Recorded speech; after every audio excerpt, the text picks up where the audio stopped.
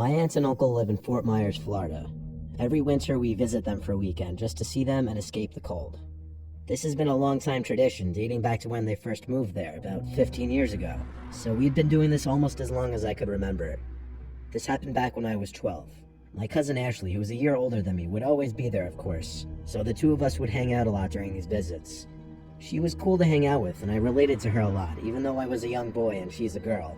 She'd always be down to do the cool stuff that I'd normally do with my friends at that age. After the family dinner on the first night there, we all watched a movie together.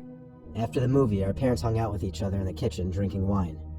They wouldn't let Ashley and I go out that late, as we were only 12 and 13, but Ashley wanted to go to a nearby canal where locals were apparently reporting having seen a 10-foot-long alligator.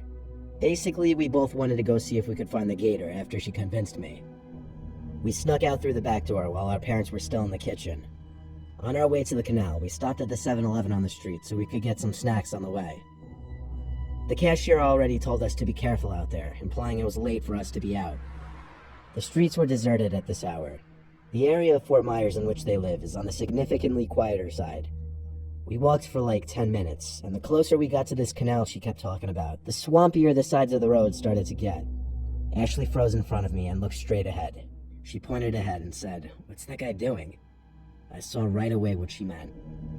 At the far end of the street, there was the silhouette of this man, just standing completely still on the sidewalk.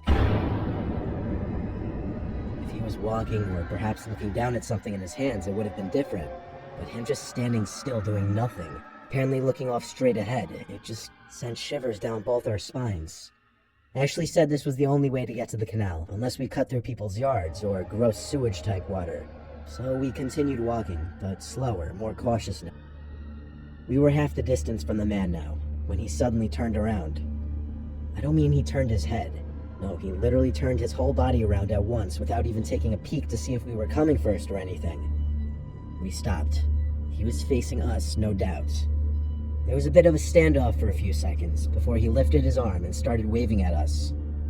It wasn't a normal, gentle wave of a hand. No, he was waving his whole arm.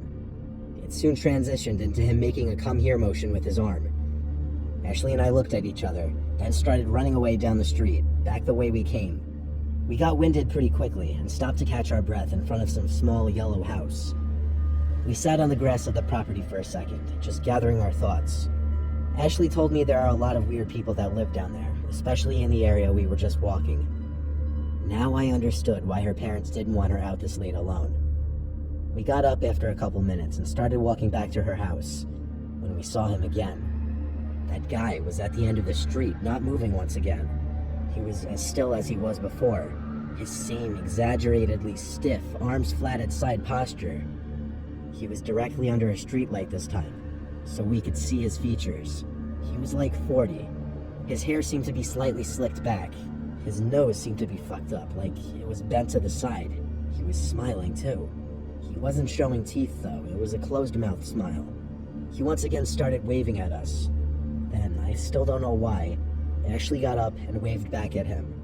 As she did this, he stopped waving and his smile disappeared. It was only a few seconds later that he erupted into a full-on sprint towards us. Ashley started screaming and running. I got up off the ground and ran as fast as I could after her.